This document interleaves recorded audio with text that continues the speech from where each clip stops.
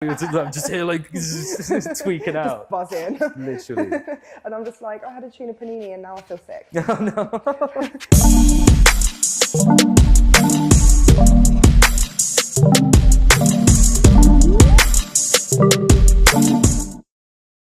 What was the biggest challenge when you first started? Oh, imposter syndrome. I think anxiety, discipline. Oh my God, I can keep going. Get the scroll out, babe. God, yeah, apparently. What was the biggest challenge when I first started? Thinking that I need a certain amount of kit.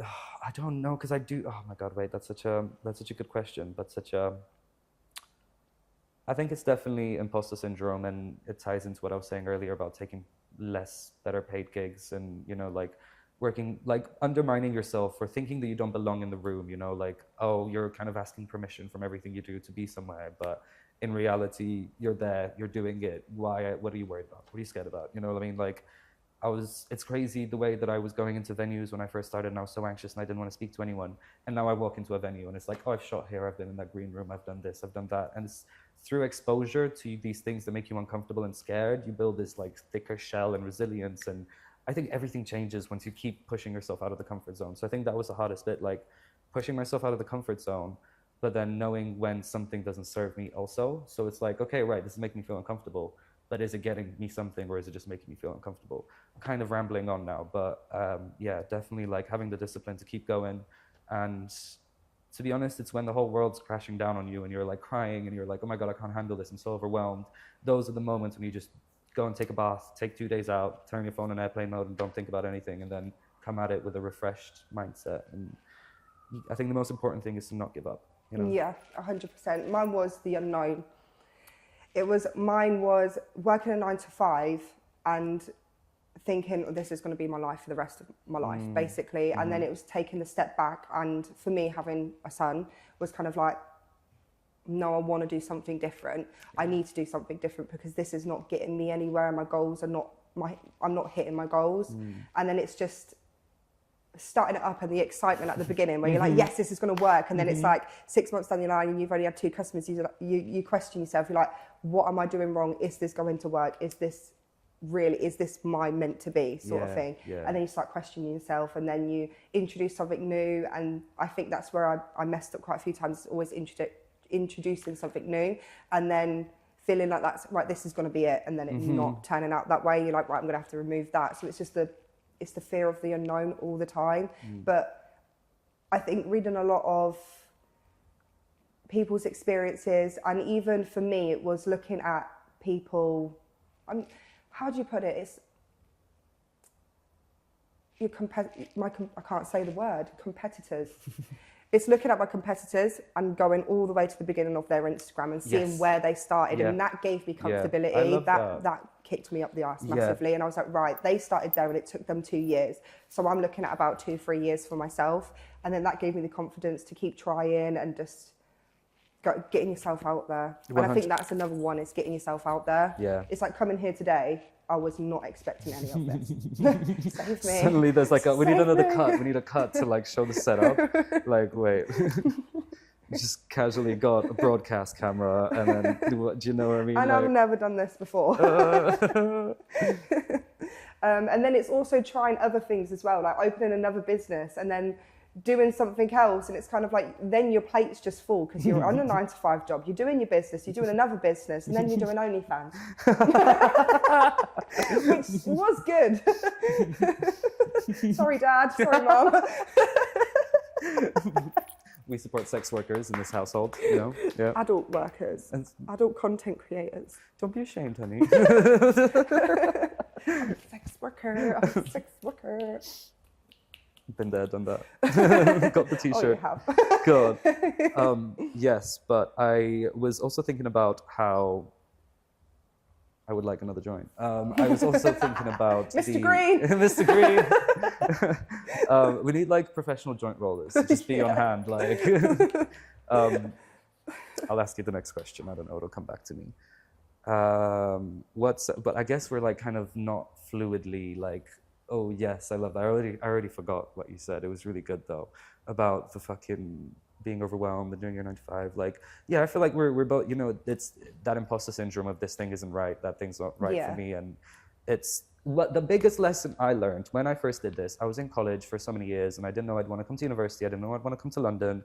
I was just there because I wanted to direct music videos and maybe edit them or something, you know? So I had this like end game in sight. But then when everyone was applying to uni, I was like, why the fuck should I not try and get into a London uni? You know what I mean? My grades have been pretty good. Let me see what happens. And then I get into a London uni. Then I'm suddenly in London. Then I'm suddenly paying London rent. You know, like it's been such a, but throughout this whole journey, I've followed my heart. Like there was this really, the Met Film School that is like a prestigious film school, whatever. Maybe I would have been better off going there. But my heart was drawn to Ravensbourne, which is a more practical based uni. And in there I had like a really small class, so the tutor really cared about each individual. Yeah. I was following my dreams. I edited music videos. I pitched to Atlantic Records, you know, but it was all because I trusted that little voice that everyone around me was like, everyone goes to London to try and be famous. Think about everyone that goes to LA to want to become an actor.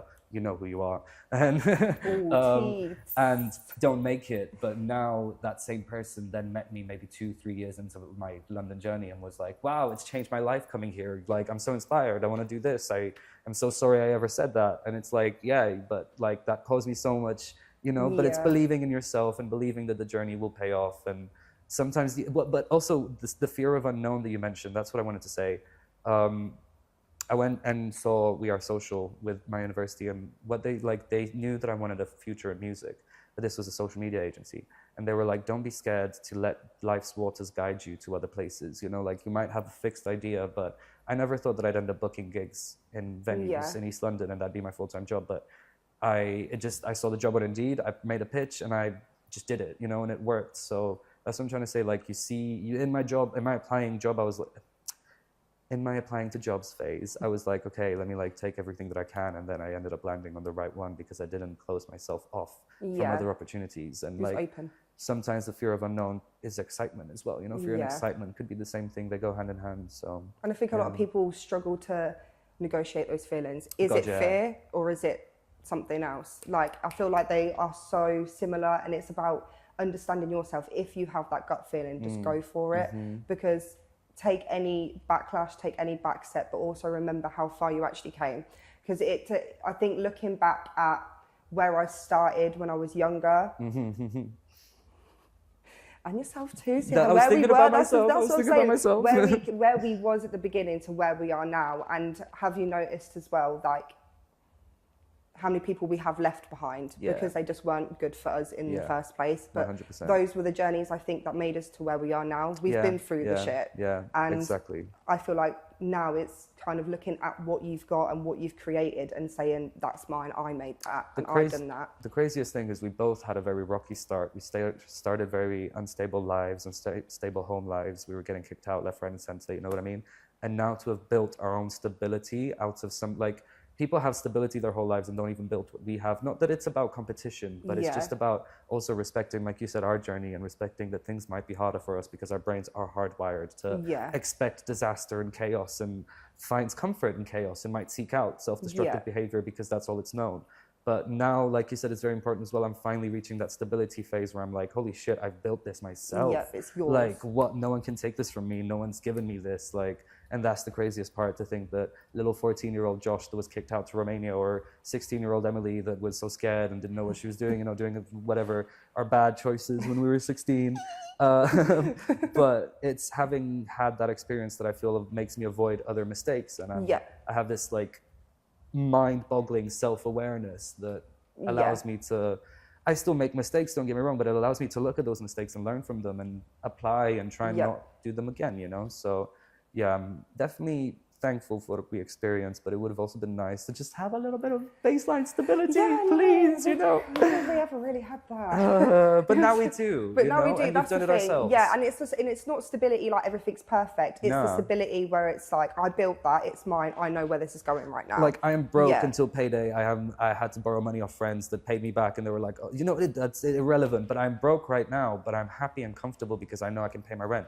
And I know I go to work and I do something that I enjoy, and then I do this, and you know, it's just this is what I worked so hard. The bar was low for my dreams and goals. My dreams and goals were literal stability. I think that's good though, having that bar low sometimes, because once you've hit it, you can higher it. It's when you have a bar that high and you don't hit it, you get depressed because you're like, I've not hit it yet. So it's always important to have the bar set to a comfortable position, because then once you've hit it, you can push it further up, and then you can push it further up, and then you can be proud of those bars that you've hit, instead of having it all the way up here, and then you've hit this, then you don't realise what you actually have achieved in that time, because you're just disappointed because you're not all the way up here. On the slight flip side, my mum also told me, and this is maybe why I was a bit more prepared for disappointment, she was always like, if you aim for here, and like, I think what you're saying goes hand in hand with what my mum is saying, but you have to have a healthy balance between the two. Yeah. Like, if you aim for here, you might not get here, but you'll get here, you know? But if you aim for here, you might not get here and you'll get here. Yeah. So it's like the higher your dreams, and it's about like allowing life to guide you, like I was kind of saying, and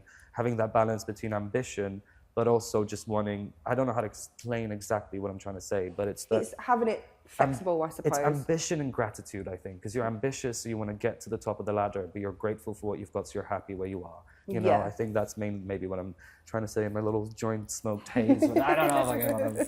Oh my God, I haven't even eaten yet. Like, why are we? I'm just here like tweaking out. Just buzzing. Literally. And I'm just like, I had a tuna panini and now I feel sick. No.